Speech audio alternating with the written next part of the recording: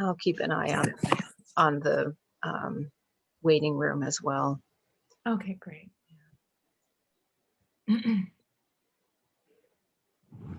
Good morning, everybody.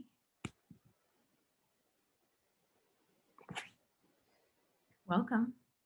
Nice to see you. Those of you that I am seeing, and those of you who are present, but not visibly present except for a box, welcome. What a delight to connect again on this auspicious day of miracles. We'll wait just a moment more and see if anyone else is going to be joining us.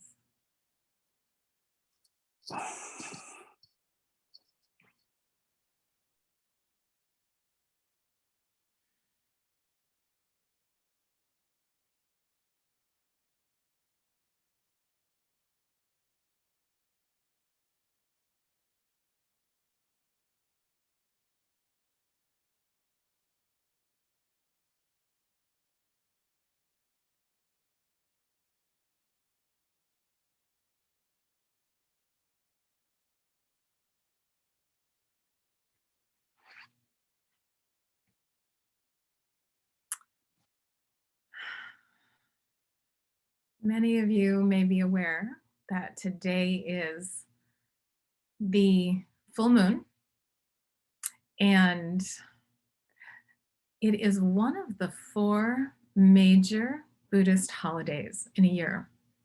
It's called the Day of Miracles. And so, during the entire first month of the lunar calendar, according to the Tibetan astrological system, there is tremendous merit gained from spiritual practice.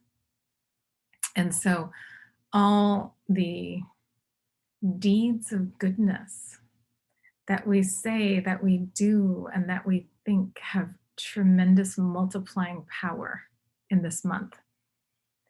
So it's a delight to join with all of you this morning to bring some virtue together and multiply it.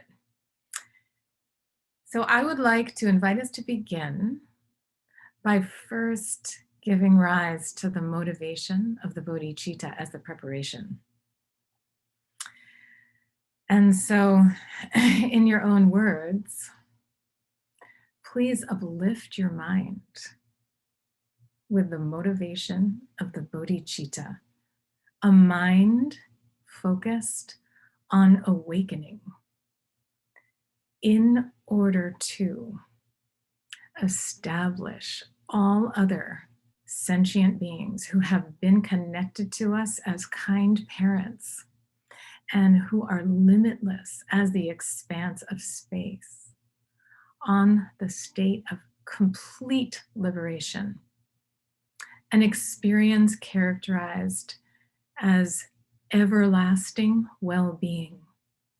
This is the state of perfect, precious awakening as Buddha.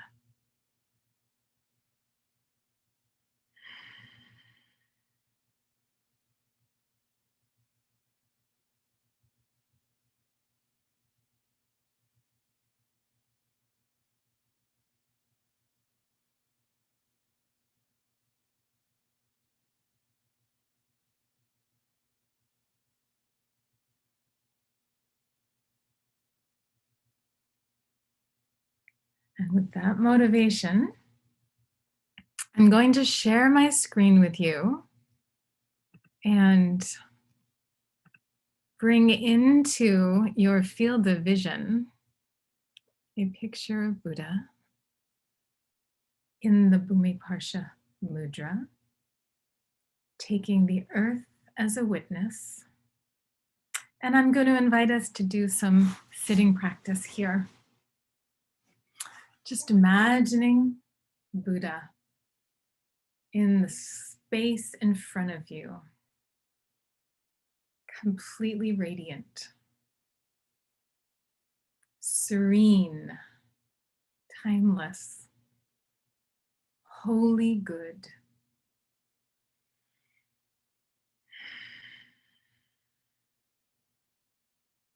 And let your mind rest and settle down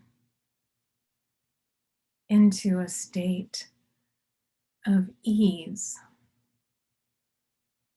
imagining Buddha is truly present right before you.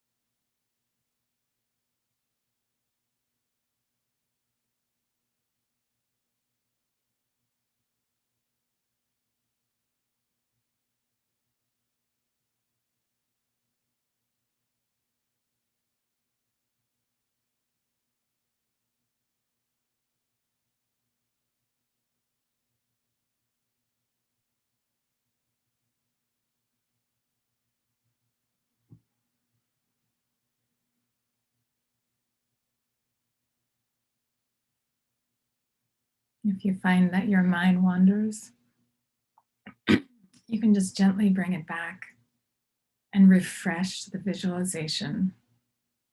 Buddha right before you, wholly, lucidly, vividly in your field of awareness.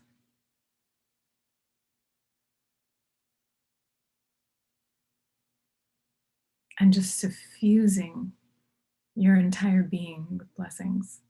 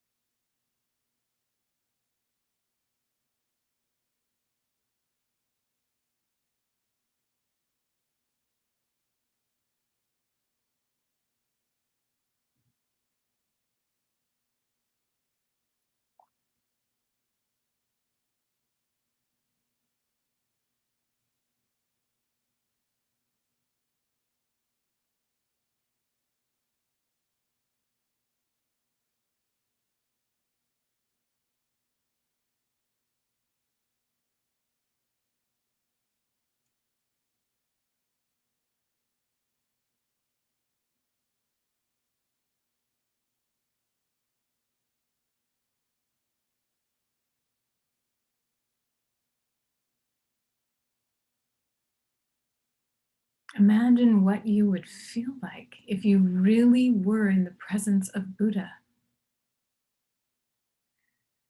And imagine that you are.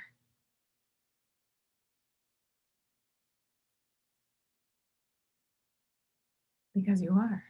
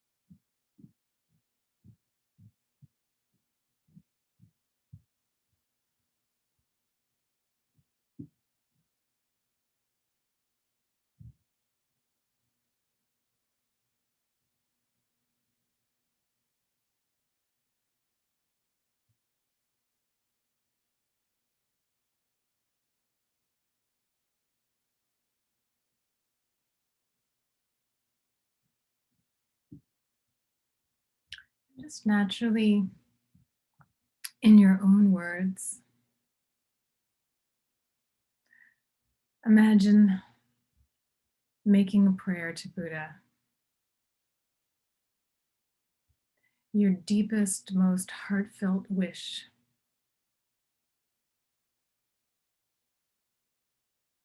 And with a completely pure motivation,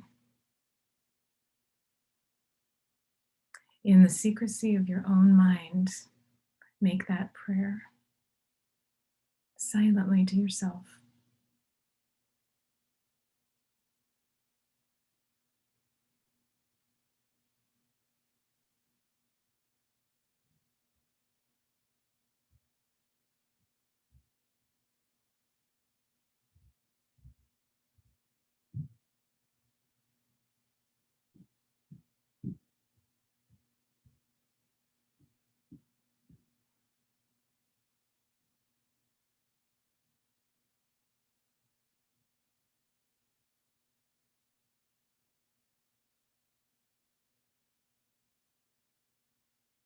And when you feel ready, open your eyes again.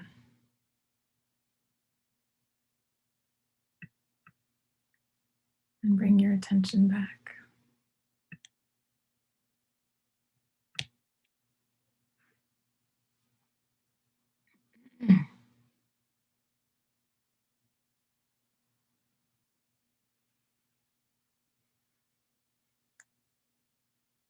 There are 4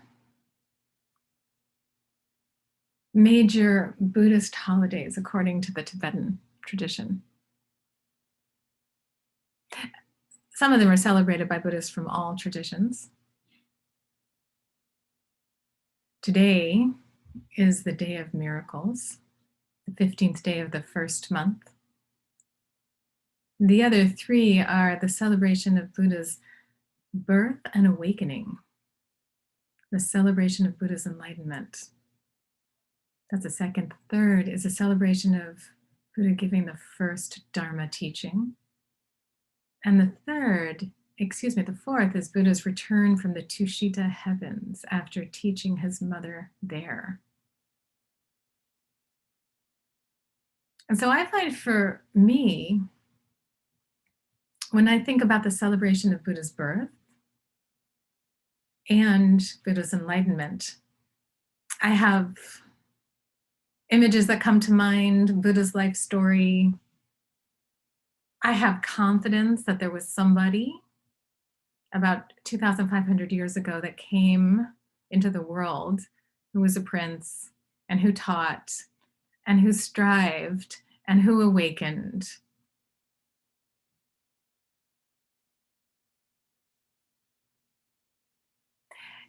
And I also have confidence that after that there was many years that teachings were given and offered.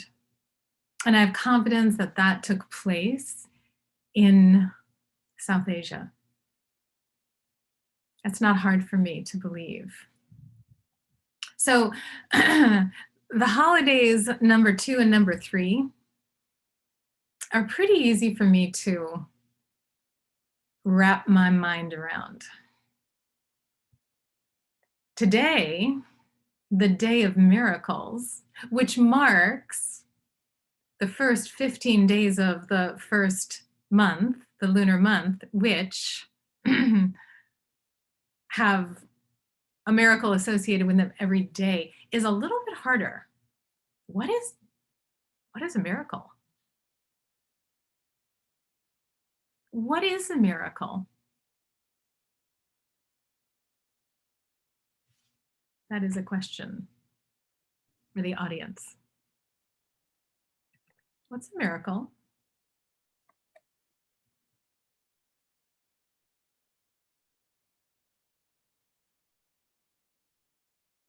Has anybody had anything miraculous happen in your lives? Carl? No? I'm not, I don't believe in miracles, so. You don't believe in miracles? Yeah. No. Yeah. Anybody here believe in miracles? Or just care to offer an idea of what is a miracle? I've heard that walking on the earth is a miracle. Breathing, that kind of thing. I try to stick with that for now. But big miracles happen too in my life, but mainly every day. Yeah. Thank you. Any other perspectives on miracles? Neil, maybe, yeah. What's a miracle? Miracle Yeah. is something like if Dad and me were going to the store, but our car got jammed up in the night. Yeah. It'd be a miracle if it was fixed when we went out to fix it. I Okay. love, that's a great miracle. What a great miracle.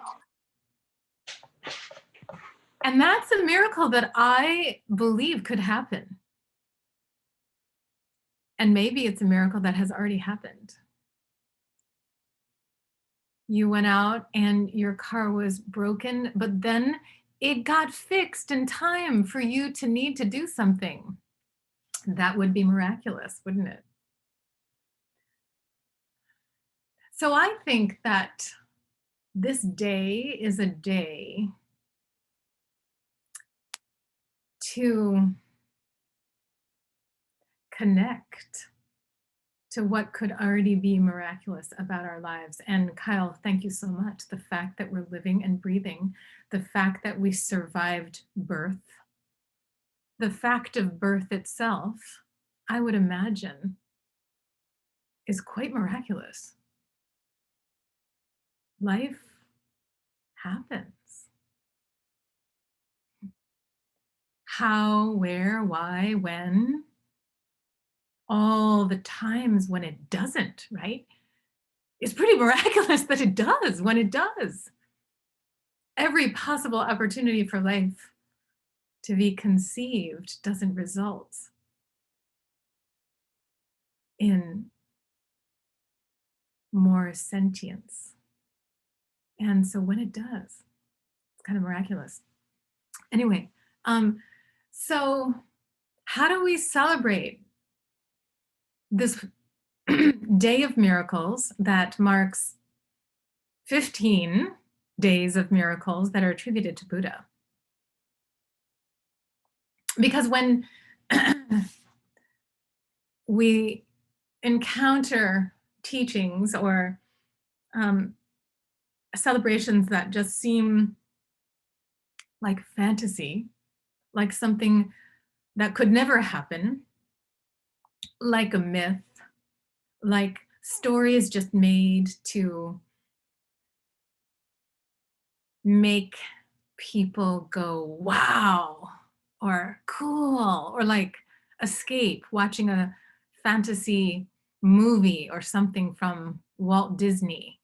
Oh my gosh, there's flying in the sky and beings that take different forms and all kinds of what we would think of as being miracles. I think it's an opportunity for us to look at, in fact, what is miraculous right here and now for us to be living and breathing and sentient with a capacity of great indwelling wisdom that we can tap into and actualize.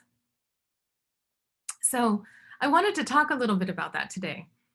And given that today is a day of celebration of Buddha performing many miraculous feats over 15 days, I thought about when we accept Buddha as one of the objects of refuge, what does that really mean? So how do we go for refuge in the different traditions of Buddhism?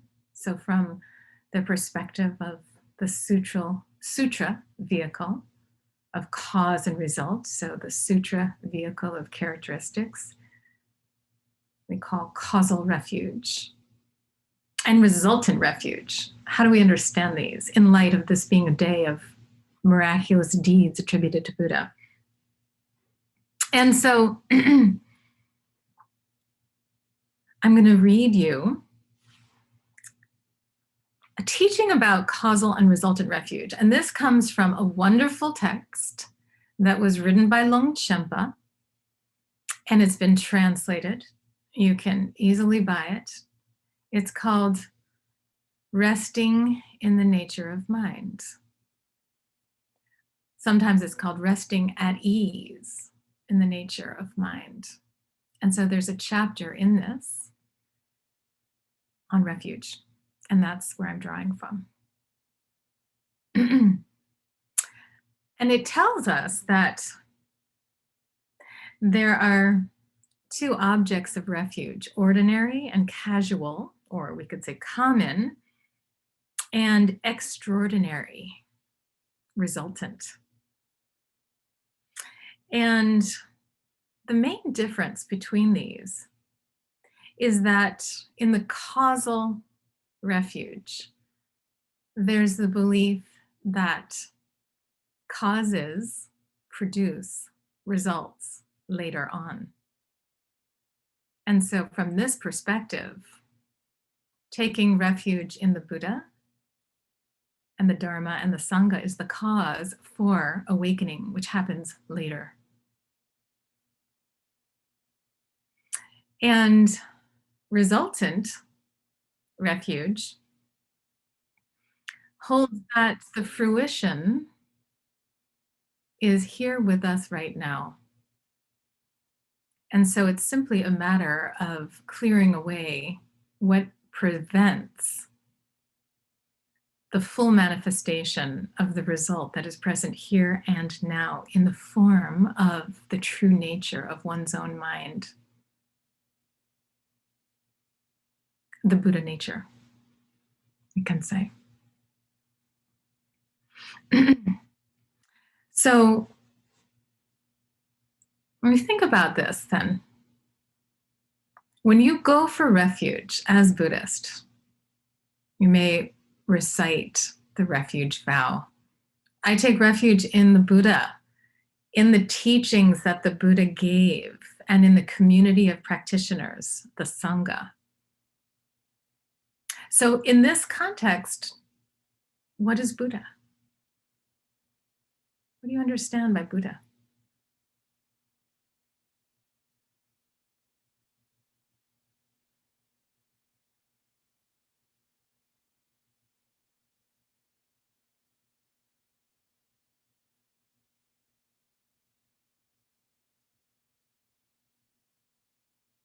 Sorry, this is going to be an interactive session. I can't just sit here and talk for 90 minutes. Alan, did you want to say something?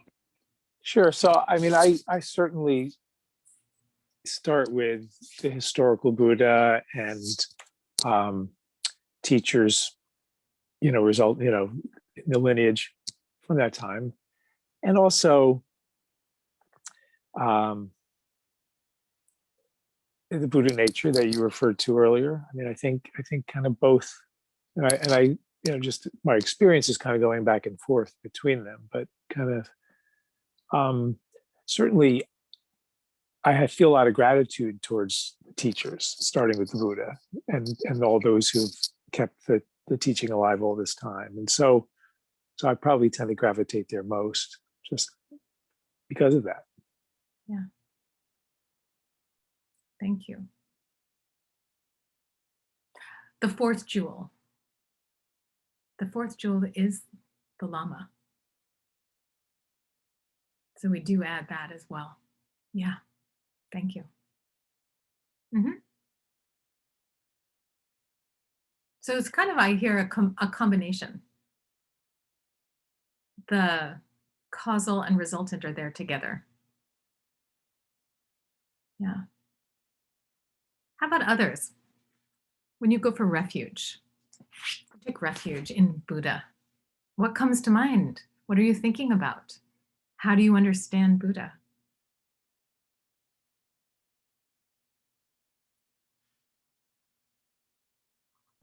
I'm embarrassed. I thought this was going to be an easy one. Like I thought this was supposed to be the easy class on Saturday. This is really challenging, and it's awkward because I should know this, you know.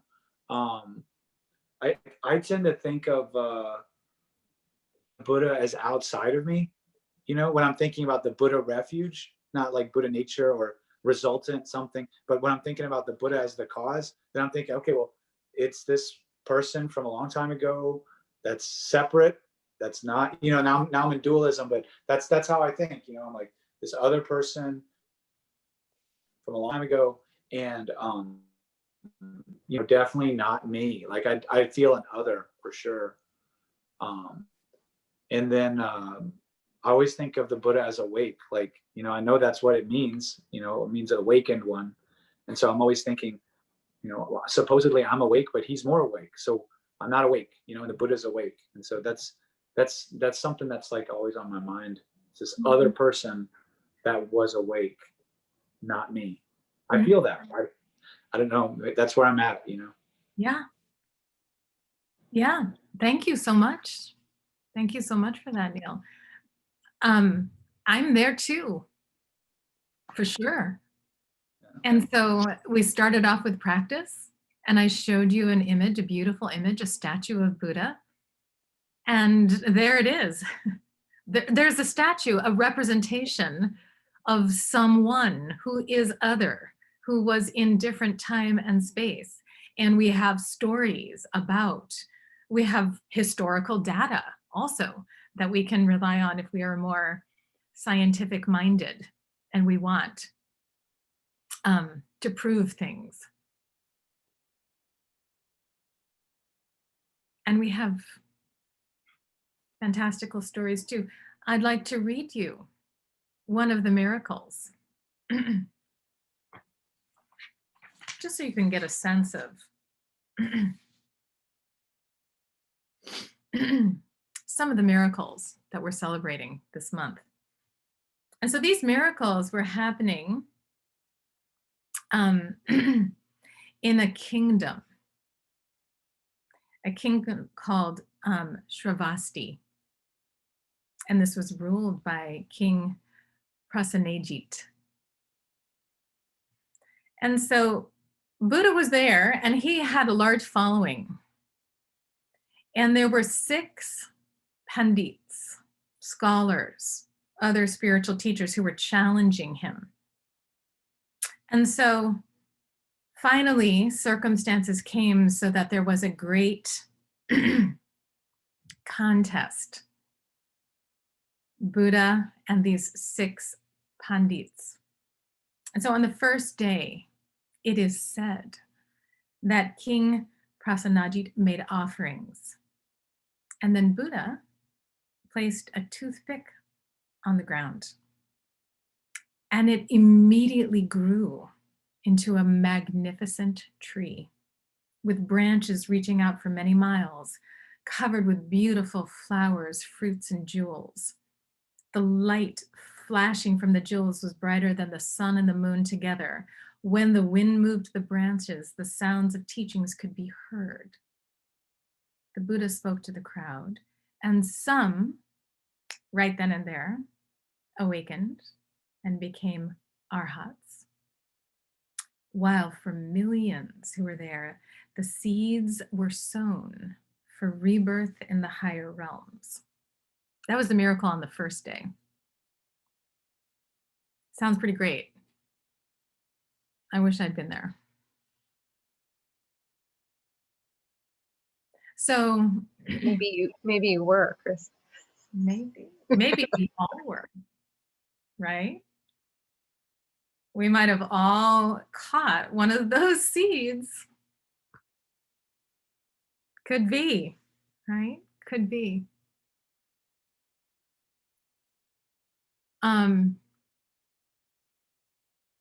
Not to challenge you, Carl, and I would ask, do you believe that you've arrived at knowing all that can be known? Oh no. Mm.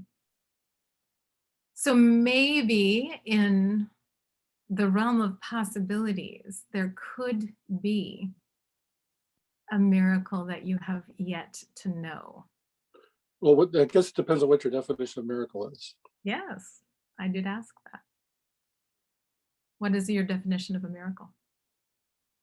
Well, my understanding of the common definition of miracle is it's something that's supernatural. That's what I don't believe. Mm-hmm. And what do you mean by supernatural? Something that's outside the order of things. Like I think that everything that occurs is a natural thing. So it can't be, there's no such thing as supernatural. Mm-hmm. Right. So everything that occurs is a natural thing. Uh-huh. That's my current belief, yeah. Uh-huh. I'm just reflecting on that. And I'm reflecting on how could that then limit what might occur? I don't think it does. Right. So maybe Buddha could drop a toothpick that could become an incredible tree and filled with jewels and Yeah, radiance. I think it's possible. I think it's extremely improbable. Yeah. Could be. Yeah. So I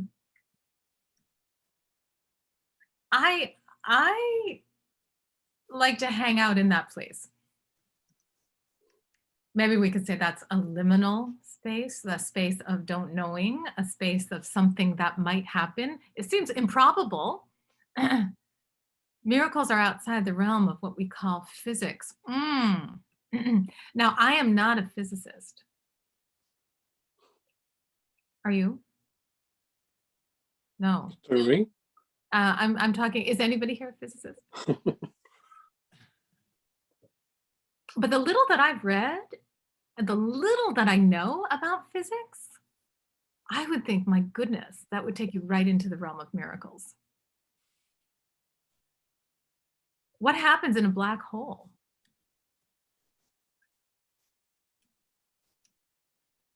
Quantum physics, for sure.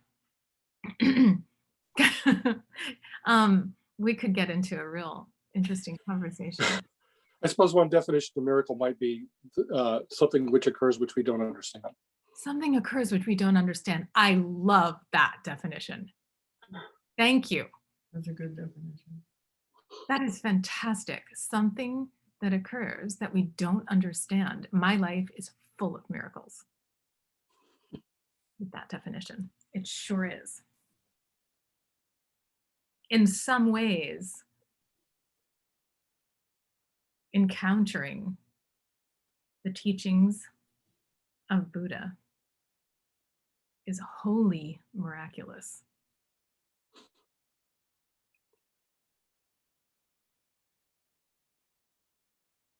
Encountering your mind as revealed in those teachings is wholly miraculous. So here, the beauty of Causal Refuge is that we do confront things that we may not understand. So just taking Shakyamuni Buddha, Prince Siddhartha. So in this system, so looking at refuge as it is understood and presented from a Sutrayana perspective, the Buddha was a supreme Nirmanakaya, we can say. So endowed with very special qualities. But there also living, flesh and blood. And as such, we're immediately confronted with things that we might not understand. A mere mortal that performed both extraordinary and also, I would say, very common activities.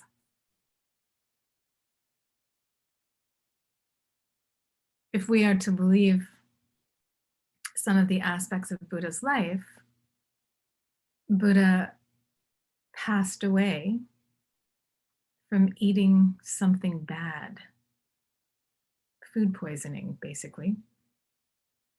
That seems very ordinary. No, Nancy, not ordinary. Seems ordinary. Like you just got some bad pork or mushrooms or whatever you want to believe. Oh gosh. Ugh. And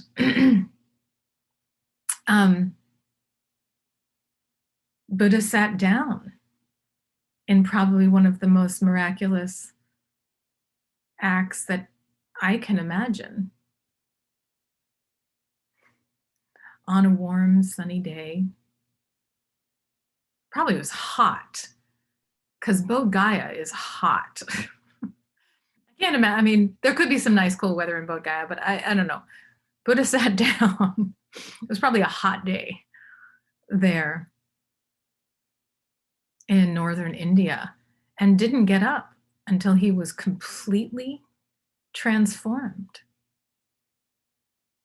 And in that process of awakening, he saw through the entirety of timeless time, everything that he had been, all the causes and results that had brought him to that moment. And then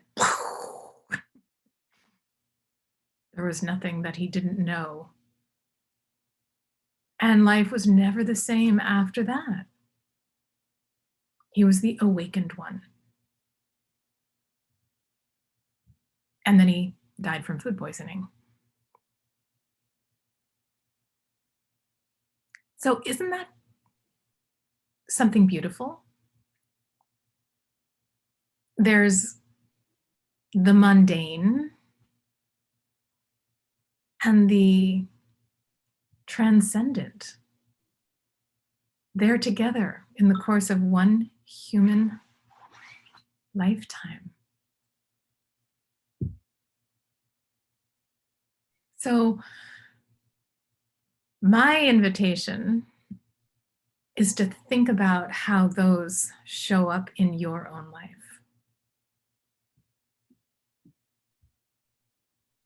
The common and the mundane, and also the transcendent and the miraculous, that which you don't know, you don't fully understand.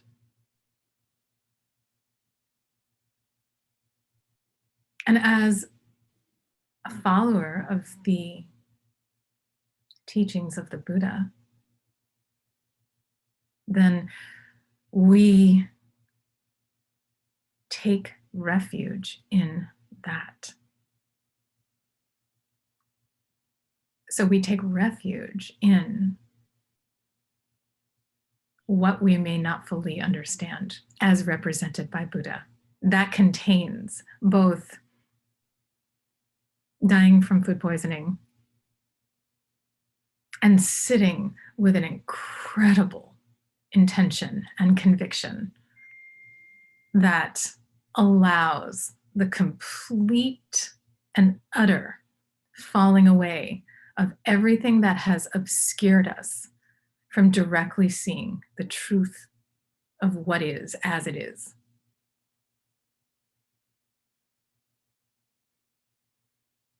And those two things can be together. And that's miraculous. I think that's absolutely miraculous. That I can go to Whole Foods, or better yet, Hannaford, and buy a thing of blackberries that look really delicious, but get them home and they were picked too early and they're sour. And it's just so common and ordinary. And it was pretty expensive, those berries. $4 for a little plastic tin, and no one's enjoying eating them for dessert. And it's just another example of kind of samsara's hope and disappointment, wishing to be happy, to have something delicious to eat, and then disappointed because it doesn't live up to what I thought. All of this just, thinking processes going around in the head. And then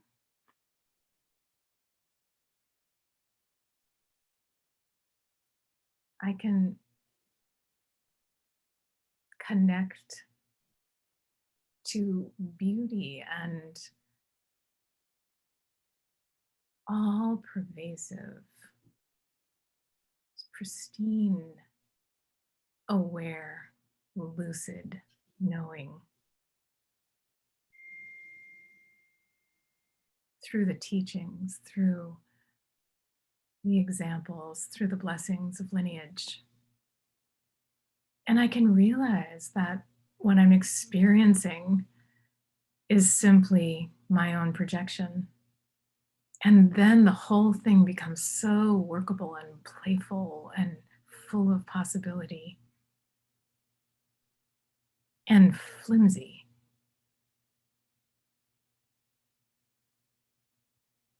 And that feels miraculous.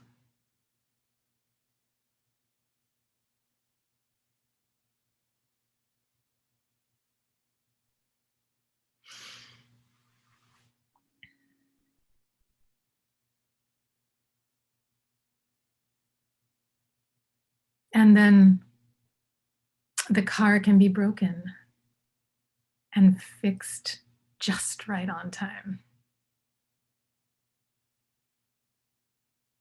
So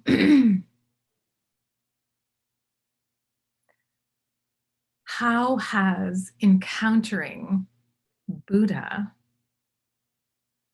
brought into your life the possibility of freedom in what you don't understand? That's a nice question for reflection. So, for example, joy. This is one of my favorite practices. So these days I'm translating Longchenpa's teachings from the text I mentioned to you, resting at ease in the nature of mind. I like to stick in the at ease. Resting in the nature of mind. The unbounded attitude of joy. Whatever you see, that is good, that is happy. You can Google newly married couples celebrating on their honeymoon. And then you get all these pictures of partners, newly married couples, and gorgeous places, and they're just so happy, and they're celebrating and they're dancing and all of this. And maybe there's a part of you that thinks, yeah, it always starts out that way. And what if you were to just say, oh, wow, may they always be that happy. And not only that, may they become just happier and happier through loving each other in genuine and unconditional manners, helping each other, being wonderful partners for each other, so that their whole life, they have that blessing of companionship and feeling seen and known and held and loved by another person, which is so essential to who we are as social creatures, human beings. You can make that kind of prayer, and you can make that practice, the practice of unbounded joy, a habit. Oh, this piece of chocolate is so good. Could everybody enjoy eating things that delight them? Could everyone have enough food to eat? Could everyone be free from all the things? So, I mean, that gets you a little bit into the other unbounded attitudes. I'm staying with the unbounded attitude of joy here. So seeing things that are good, seeing things that are wholesome and helpful and beneficial, and people happy and joyous, enjoying their lives in ways that they wish, in ways that are true to them, and celebrating it, rejoicing in it, that openness.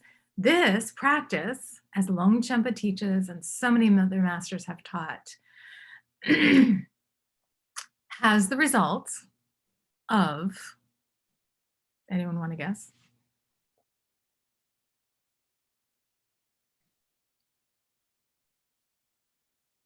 Joy. Yeah, definitely. It does. It has the result of joy. And any other result you could imagine? Selflessness. Selflessness, yeah. Thanks, Livy. Yeah. It is taught to root out jealousy, envy. They're gone. Jealousy is such a unpleasant state of mind to be in. A jealous mind is never a happy mind. You see things that other people have. Oh, if only I want that too. Oh, somehow other people's wealth reflects your poverty. That's not a happy place to be. This is a practice. It's just something we can do with our mind. No one needs to know it. No one needs to ever see it. It's like a little jewel that you can just carry around with you all day, wherever you go, in any kind of circumstance. Being happy for others. Such a powerful practice. And that's pretty miraculous. That doing something like that could help free us from jealousy, from states of mind that are unhappy, poverty-stricken, closed in, claustrophobic. And that miracle is possible through encountering the teachings of Buddha. So just on a cause and result basis here, we're talking causal refuge. Sometimes I think, oh, causal refuge, right? So it's like causes now, bring the result later. And in the Sutrayana, the teaching about this is that it's a pretty long time, i.e., you can't even measure it. That's why they give a time 3 incalculable eons. Okay, how long is that? And given the speed of all of us these days, anyone want to wait that long?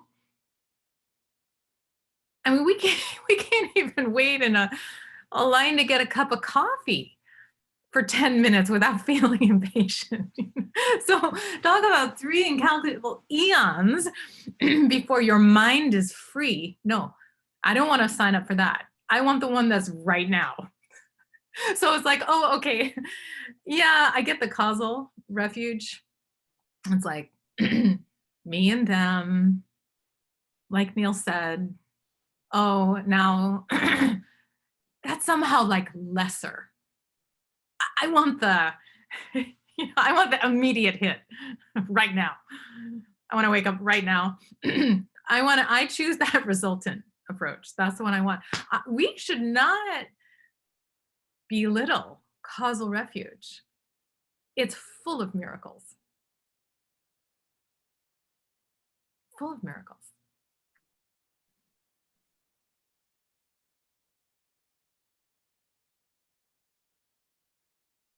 What's a miracle about the Sangha? So many, right? That you could have people in your life that are going to forgive you, that are also intending to be ethical, to be kind,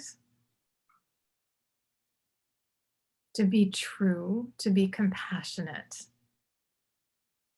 to overcome selfishness, and that you will be accepted there. There's the possibility of being held in a community that can uplift all, as opposed to just competitiveness and divisiveness and vying and all the kinds of things that make relationships toxic in our lives. So just from a perspective of cause and result, cause, a community of like-minded, good-hearted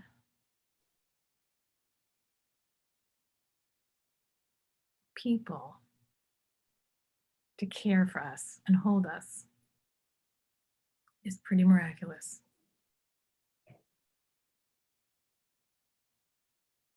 And that's part of Causal Refuge. The Buddha, the teachings the Buddha gave the community of followers.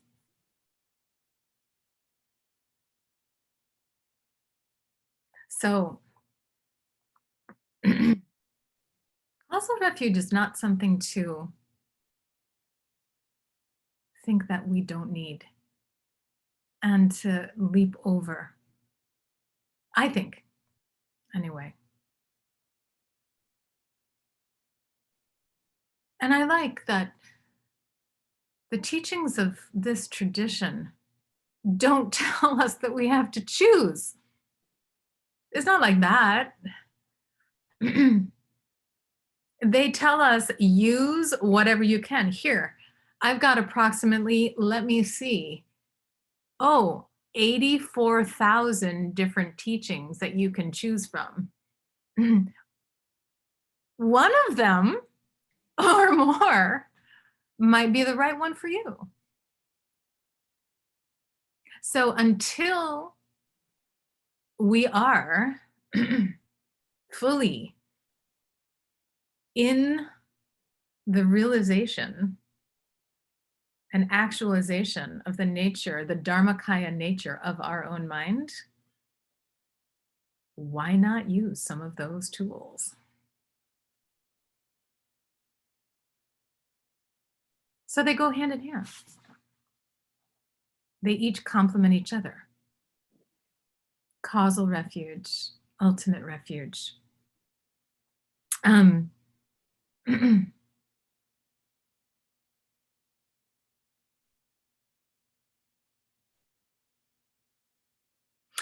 Ultimate refuge. Ultimate refuge. Yeah, it sounds so juicy, right? Just realize the Dharmakaya nature of your own mind. The result is present right here, right now. You are Buddha. That is your true nature, and you always have been. Buddha nature is timeless. It is there as the nature of your own mind, and it always has been. The only problem is you can't see it directly for what it is. Why? Why?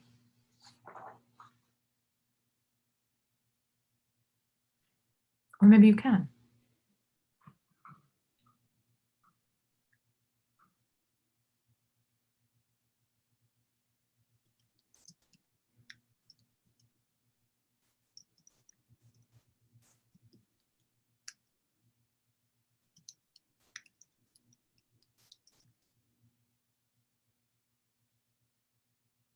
That was a real question. Why?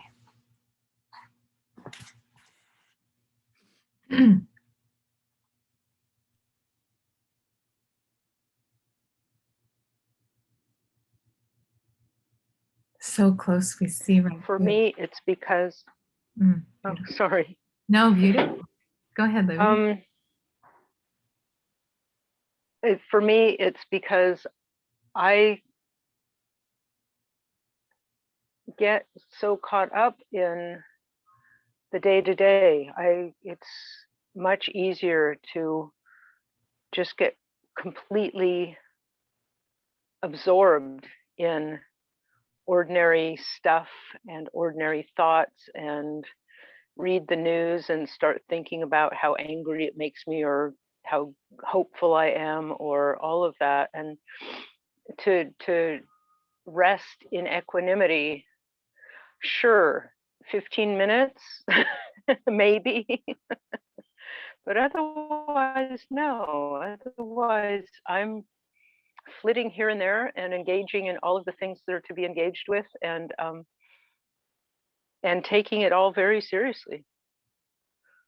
That yeah. I mean, even I do my Dharma practice and I do it as sincerely as possible. And then I still find a little sense of relief in being able to go sit down at the computer and start reading the New York Times.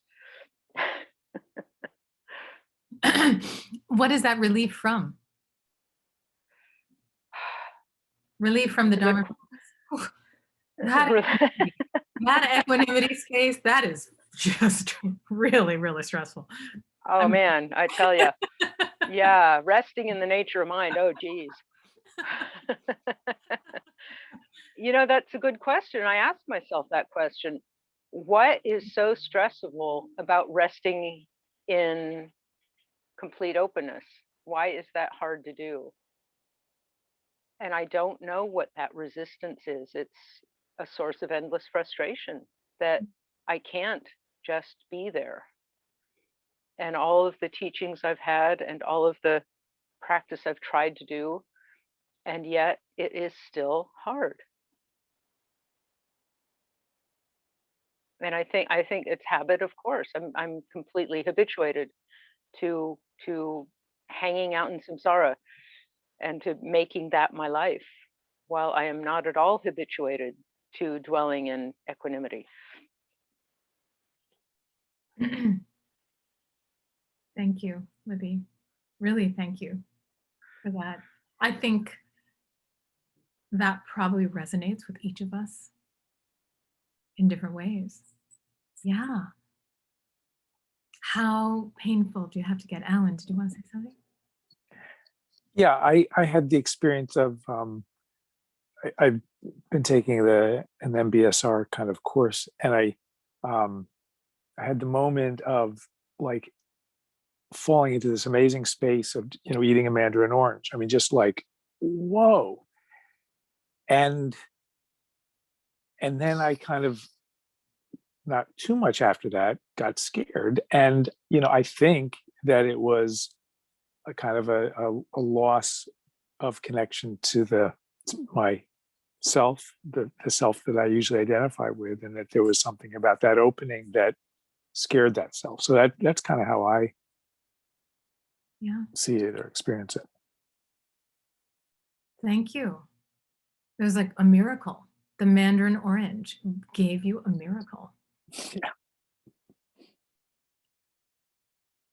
Yeah, and you know, habit is incredibly powerful. And we know this from neuroscience, right? We get those grooves those connections so strong, firing between neurons. It's like boom, again, boom, boom, boom.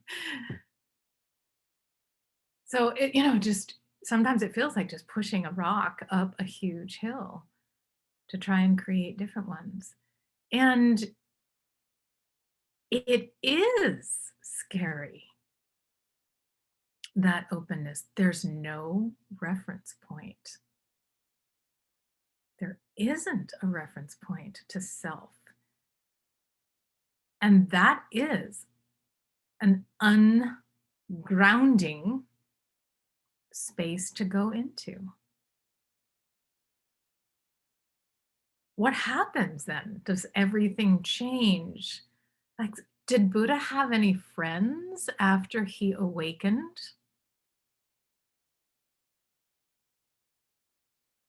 Life doesn't look the same. Or does it? Could it be really lonely there?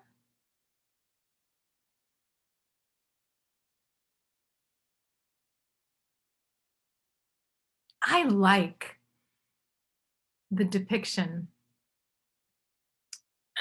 of dakinis, female embodiments of wisdom. One foot's on the ground, the other is in the sky. I always think it creates a sense of that image, like one is still grounded. Chop wood, carry water. So ordinary, right? But it's not. Zen tells us this. Before, mountains and rivers, then they're gone. And then there they are. Mountains and rivers. So amazing, we can hardly believe it. Yes, so simple. We can hardly believe it. No, no. The nature of mind should be something like every time you get close, there's going to be an incredible firework display, or suddenly your teacher will appear levitating in the sky in front of you. Yes, you got it. Yes, all right, now just stay there. Don't lose that recognition. Was so simple and ordinary. And we can't believe it. Yeah, because it's not outside ourselves. And that's the habit, right? Looking outside, pulled into external phenomena. New York Times.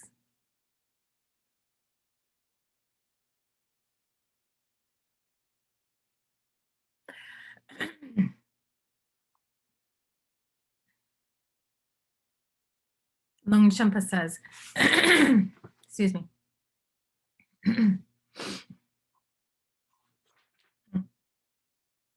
Excuse me, this is a quotation from the Uttara Tantra that Longchenpa quotes in his auto-commentary on the first volume of Resting in the Nature of Mind, where it says, the ultimate refuge in the fruition is Dharmakaya, the body of ultimate reality.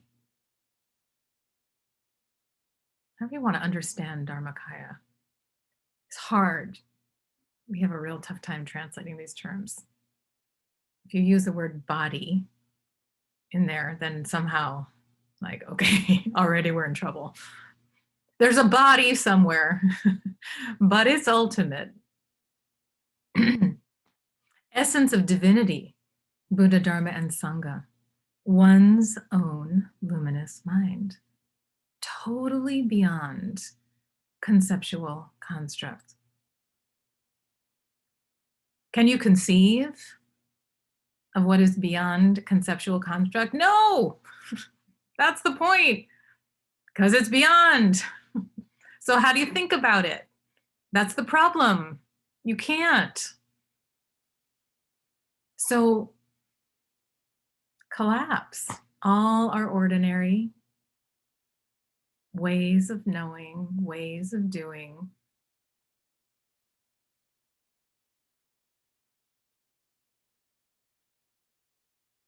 And settling down into naturalness.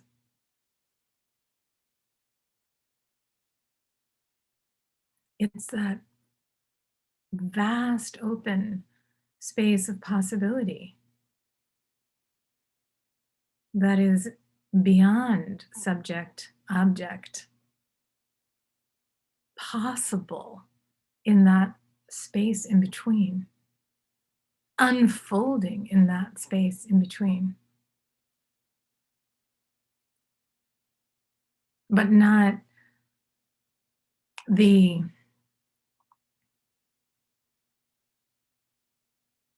complete spaced out dull state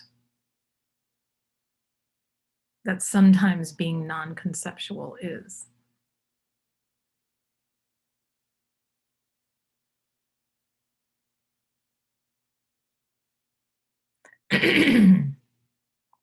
So the practice, the practice is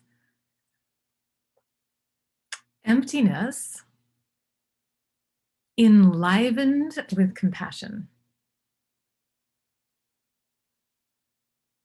So it's not just nothingness. That's not what emptiness is.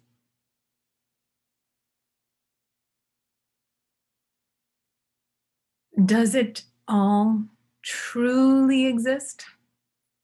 That New York Times article, my computer, well, it's here right now. I'm looking at small boxes of squares here. Some of them have faces in them, some don't. Seemingly, something's going on. And it is. But is it ultimate? Is it everlasting? Is it autonomous? Is it beyond cause and result? It is not. It is not.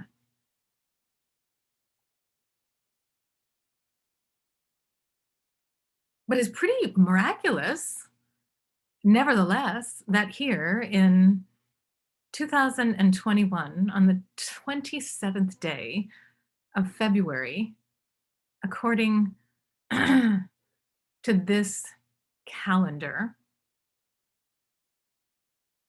that marks the birth of Christ as 0, that we can be connected to each other like this, all of us in different places and times, looking at each other and hearing each other. Just go back 200 years, 300 years. What's happening right now would seem like a miracle. It's just based on causes and conditions coming together. People figured out computing and radio transmission and et cetera, et cetera, et cetera. And here we are, the whole world is lined with fiber optic cable. I would say this is powered by electricity, by the way. It is, right? The internet is not something that doesn't take a lot of power and juice. So I've been wondering, what's the carbon footprint of the internet? It's pretty big. It's pretty big, yeah.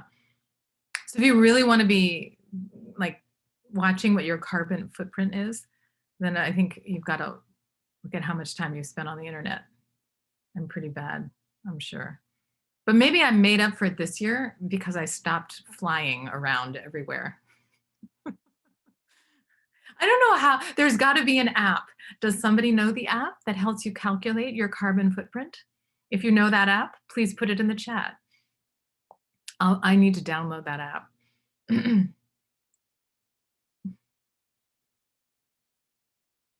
I do care about my carbon footprint. We should. On the relative level. So this is cause and result. And it is pretty miraculous that we can be here and that we also have some degree of confidence and faith unfolding somewhere deep inside our body, mind, spirit, however it feels, that there is a luminous, lucid, vast, totally open, pristine state of awareness that not only is as close to us as anything could ever be, but is also not fully the experience of our being.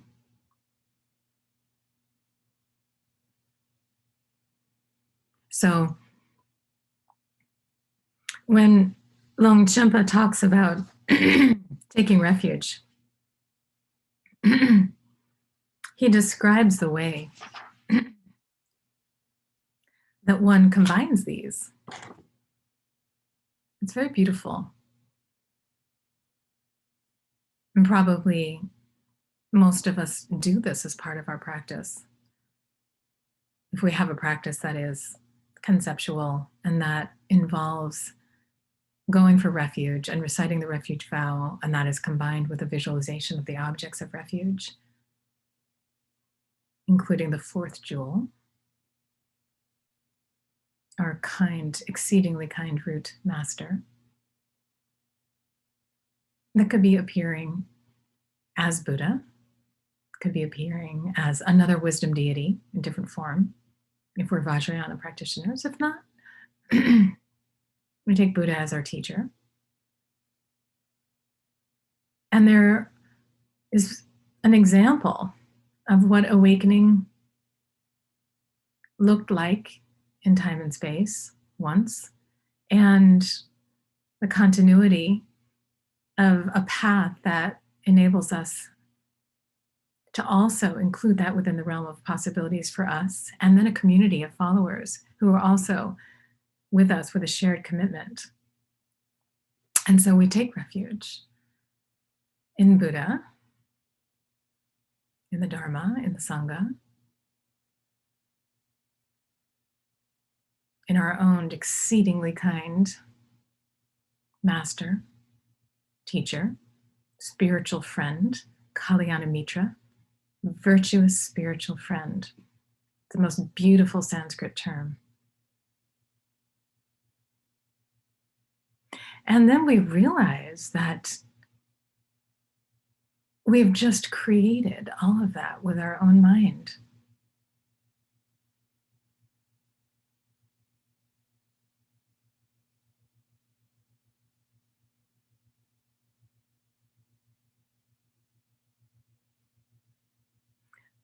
What does that mean, really?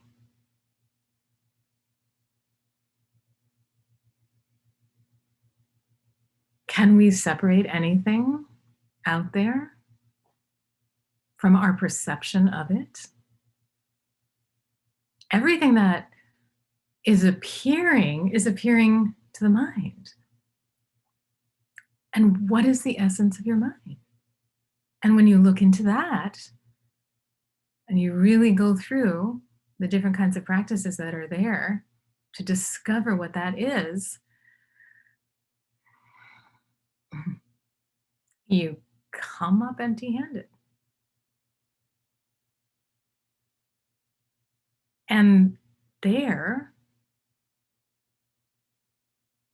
it's just like Shantideva says. And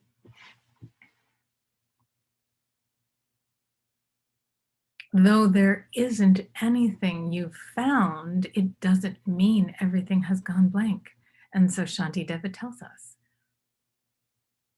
in the Bodhicharvatara, in the 9th chapter, in the 34th verse. So when things and non-things are gone from before the mind, everything existing solid and true in that way, but also they're not existing that way. Both of those things gone, and both and neither of those, then there's nothing else. And so the whole structure of duality collapses right there, and that is perfect peace.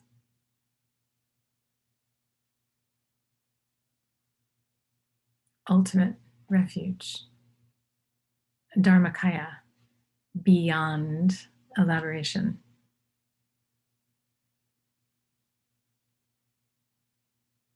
And still, there you are, chopping wood, carrying water.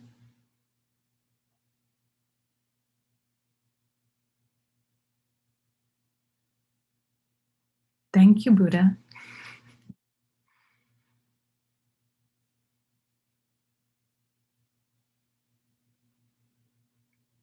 Let's practice a little bit together then.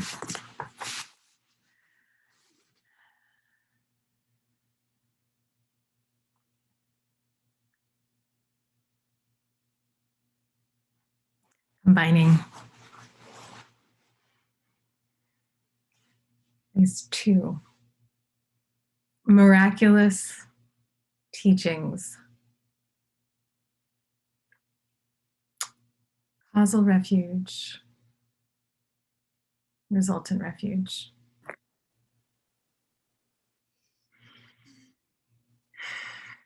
Settle back in, your body on a seat, your breath in your body.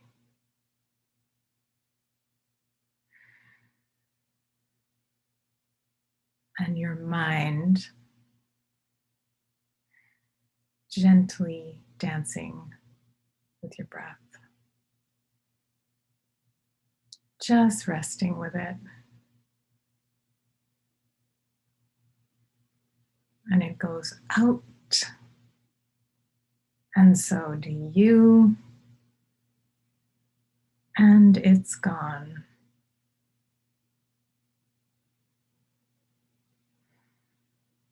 And you just let your body breathe itself.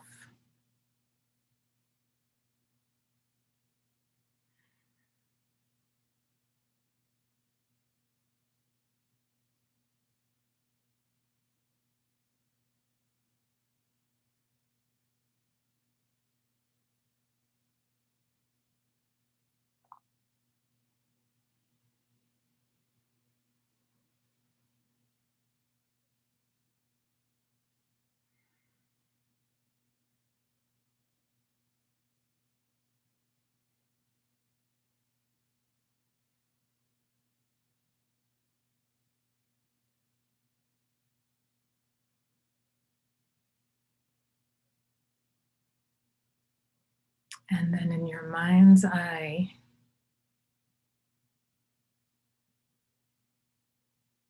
you visualize Buddha. Imagining Buddha present before you, seated or standing, whichever way you like to think of Buddha.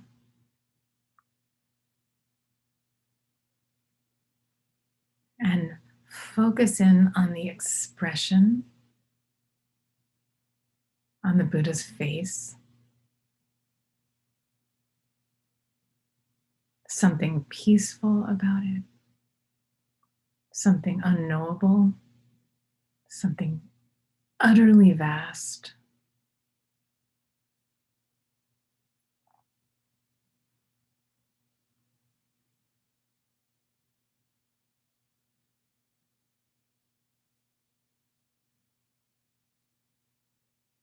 And imagine that you are gazing at Buddha and Buddha is gazing at you in this delicious, miraculous encounter called darshan. Beholding and being seen by the divine.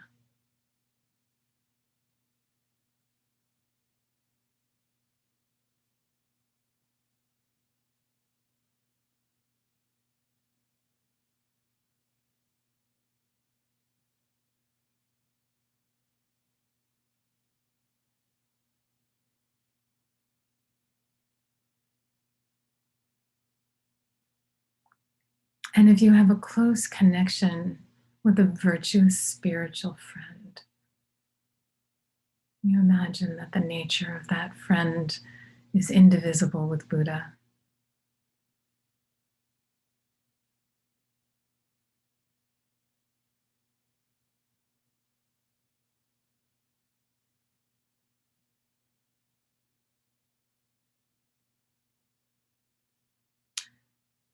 And imagine just inconceivable, radiant light, golden in color, blinding, illuminating the entire space around you and penetrating right into your very core and just filling you with blessings. The blessings of an unbroken lineage of wisdom that miraculously you have discovered. And miraculously, it exists within you.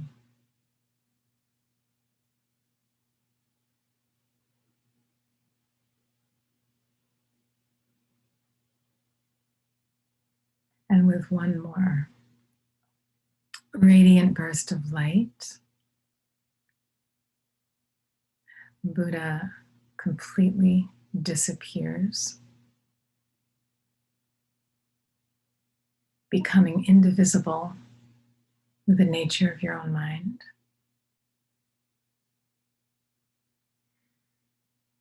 And just rest for a moment, letting everything drop into your natural, present, pristine awareness.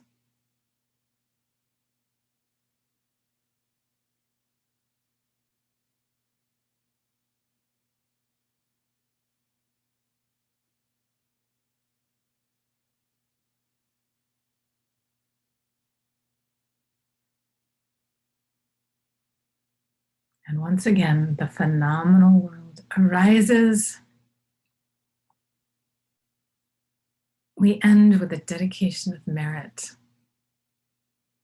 By this practice, by our coming together with body, speech, and mind on this auspicious day of a full brilliant moon that will rise in the sky tonight, may all beings find happiness and always be connected with the causes of happiness. May they be free from suffering in every single form that it possibly exists. May they find a space of evenness and vast equanimity, free from all attachment and aversion. And may they live believing and enacting the great equality of all that lives.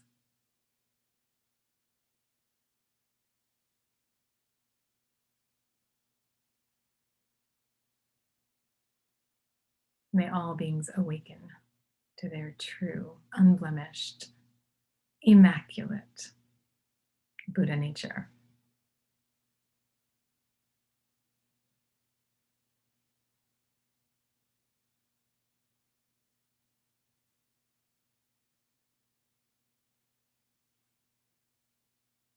Thank you for joining today. That was an extraordinary teaching, Chris. Thank you so much. Thank you. So good to see you again. So good to see all of Good you. to see you.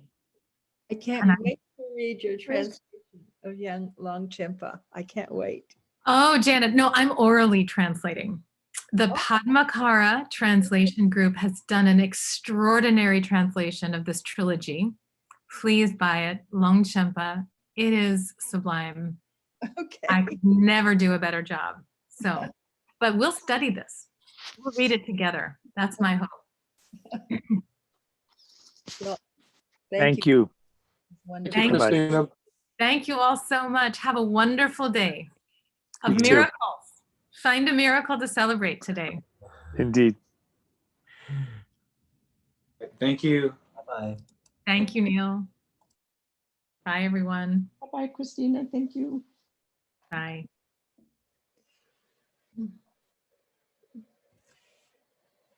Ellie.